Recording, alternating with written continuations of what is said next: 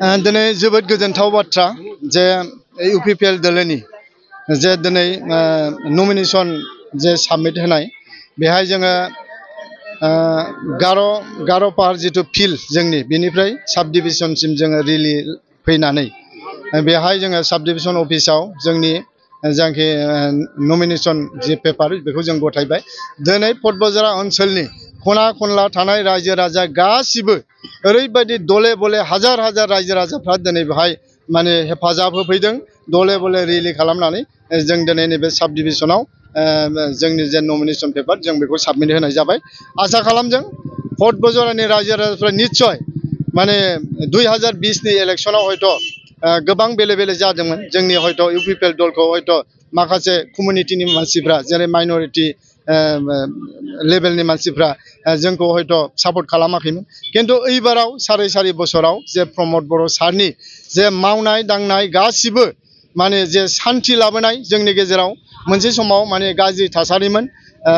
2020 नि जे आगोलाव जे समाव बिपिएफ सरकार सलायदोंमोन बे समाव जोंनि माने बिभिन्न जाति जनगोष्ठीनि गेजेराव मोनसे दाङाबाजि थासारिमोन नाथाय दिनै बे थासारिया गैला जोंनि गेजेराव मोनसे गोजोन थासारि लाबोनो हाबाय जे प्रमद बर' सरकार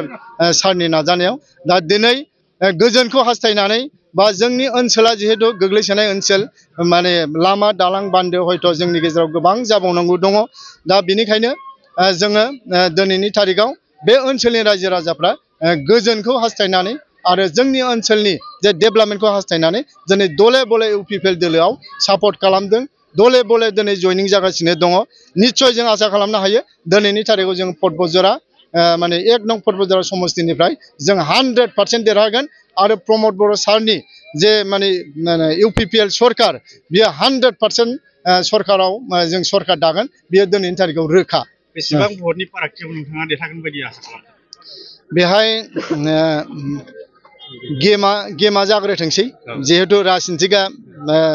भटनि सायाव सोनारो गेमा जागोन बिनि उनाव निस्सय नोंथांमोना मिथिगोन दिनै जेसेबांनाखि लोब लोब रायजो राजाफ्रा ओंखारदों निस्सय बेखौ नायनानै नोंथांमोनाबो एसे हमनो हाखागोन जोङो 100% देरहागोना पटबजरानिफ्राय रोखा बेहाय खुनु पार्सेन्टनि खोथा गैया जों माने गोबां पार्सेन्टआवबो हयथ' जों देरहागोन जोंहा बेहाय माने